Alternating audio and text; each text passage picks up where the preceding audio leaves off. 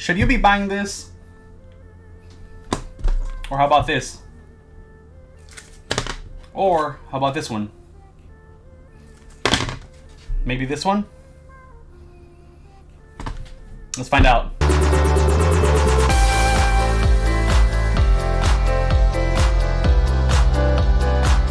What's going on, guys? Welcome back to the channel. I go by the name of Luis, or PokeCon. I am a Southern California based Pokemon TCG collector and enthusiast. And on today's video, we're going to be talking about whether you should be investing in Pokemon in 2023 or if you shouldn't. So let's get right into it. Don't forget to like, comment, subscribe. Alright guys, to get things started, one of the most important things, if not the most important thing, is going to be finances. What I mean by that is how to spend your money, where to spend your money, and how much to spend. Okay, so starting things off with how to spend it or what to spend it on. This topic is going to be very dependent on what your niche is or what you like to collect.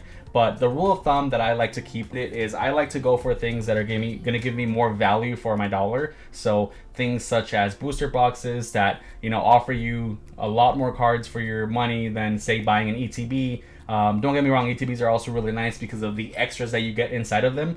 But at the end of the day, it's important to be strict with yourself on how much you spend, because it could lead to you spending more or chasing that card that you might not ever get, because at the end of the day, it is a gamble, guys. So knowing what to spend it on, how to spend it on is very important. Like I said, you have to do your research and find what's going to give you more value for your dollar. So like I said before, if you buy an ETB or a blister pack that's going to cost you X amount of money, if you save a little more, you can end up buying something better. Even though it's going to cost a little more, you're going to get more out of it that you might have anyway spent down the road. Like a lot of the times I've done things where I get a booster or two from a set, and then later on I say no more, that's it, I was only buying those two, and then I end up buying, you know, 2 or 3 ETBs, which at the end of the day it's already costing me more when I could have just bought another booster. So keep that in mind, guys. Okay, and where to spend it. So where to spend it is going to also be very dependent on where you live. Like I myself live in a smaller area where there's not an insane amount of TCG cards. I think there's about 3. But do your research on pricing, because off release things shouldn't be very expensive. They will be because of FOMO, because people want these cards, people want these chase cards, people want these sets. But trust me, guys, I've been there. There is plenty of stock from where that came from. Unless you're talking about the sets about to end, there's plenty of stock to come around. The Charizard UPC, for example, got printed to oblivion. So you have to do your research. If is it better to get it at your local card store? Is it local to order online on Amazon? Is it better to drive 15 minutes and get a cheaper product at this store over this store? So make sure to be doing your research on that, because like 2 of my local card shops, one of them sells boosters on release for say 105, 110. The other one's trying to charge me 130, 140 when they're essentially in the same city, just on opposite ends. And the last part for finances is how much to spend. Again, this is going to be very opinion based. It's going to depend on how much you set aside, how much you have, you know, at the end of the month for extras like Pokemon cards, because like I did say, it is at the end of the day a gamble. You're not guaranteed anything in these cards. You could get lucky, you could not. It's just like going to, say, the casino and seeing if you're going to win off of $20. But knowing how much to spend and keeping a balance. I don't know how you guys do your own personal finances, but having a spreadsheet maybe set aside for extra income that you can set aside for hobbies at the end of the month would be nice. My rule of thumb, and I know I don't follow it sometimes, but my usual rule of thumb is to spend, I buy a booster or 2 per set, and then an ETB or 2 per set, and that's kind of where I cut the line. If I don't get the card that I wanted, oh well, I can just buy it, or, you know, wait till the FOMO goes down when the prices significantly drop, because even after a couple of days or a week after a release date of a set, prices tend to just plummet down like right away. So it's also very important to know that you shouldn't be spending too much on, you know, that chase card, because it could very well cost half that money, you know, in a week or two, and you already spent, you know, a case of boosters, and that's $600, and you could have got that card for $100 per se. So just keep that in mind. Right, the next topic we are going to be covering is going to be sealed product. And what I mean by sealed product is, I mean essentially what it says, sealed product. So keeping things sealed, and trying to profit off of these and investing in this in the long term. So buying sealed product has been a guarantee that you're going to profit off of it no matter what. in these past 5 years. These past five years have shown that the profit margin on this is thin, but it's going to give you your money's worth if you wait the amount of time that you're required to wait. It all varies, but this is not by any means a quick buck. Most things on these you're gonna have to sit on for 5+ years to see any kind of improvement. Some particular sets, say celebrations, say special sets that have really nice cards or really nice promos or really nice chase cards, those are obviously excluded because those will skyrocket in price as soon as they're done being printed. Like I said, like celebrations, as soon as they got done printing, you know how much they cost now. They're going for $400 for the premium collection when they costed about $100 on release. Something like, per se, this Charizard UPC that got printed into oblivion, it was $120 retail on release.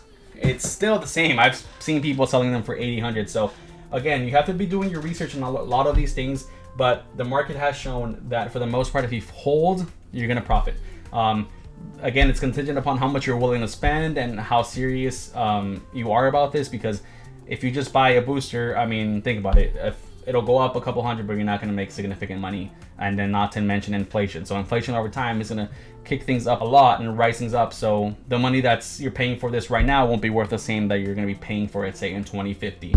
So that's another thing to consider. How much are you willing to spend on sealed product and how much can you afford? Because at the end of the day, if you want to make some serious profit margin, some serious value off this, some serious profit, you're going to have to be sitting on this for a good amount of time and sitting on quite a bit of stock, because if you just hold a little bit, it's going to be really hard.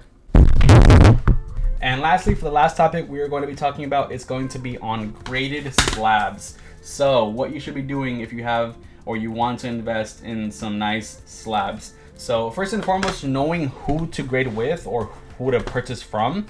And if you're buying on the used market, you want to go with the 3 biggest ones that I see that are the best and the most important and the most recognized. It's going to be PSA, it's going to be CGC, and Beckett. Those primarily are the ones that, you know, run the show, and they're the most credible in terms of grading. Some will be harder than others. That's just the way it is. Beckett, for example, grades a lot harder than, say, PSA. So that's something else to consider. For slabs and for making some investments on graded product, again, it goes back to knowing your product, knowing the knowledge. You have to know which Pokemon or which cards are going for a lot, which ones are going to be going up in price, who are the favorite ones. As far as slabs go, I would really recommend only going for 8s and 9s and above if you want to see some serious return on that initial investment. Go down the line, think 20 years. Much like the base set Charizards that are still in demand right now, think something like that. So always go for someone, or Pokemon or a trainer card or whatever that is popular, that is in demand, much like the Umbreon, the Moonbreon, that still everybody wants it. It's a nice card. I still don't see why it's so expensive, but it is a beautiful card, don't get me wrong. But like I said, knowing which chase cards are desirable and which ones will give you that profit margin, that value in, say, 10-15 years, if you're going to hold that long, is very important. And you have to set aside your enthusiasm, set aside what you like. It's going to be what the market and what the pricings are like. So another thing to consider is how many of a slab are there on the market that are graded 10. So say there's this Serena that is from Silver Tempest. Say there is 10,000 of these graded a PSA 10.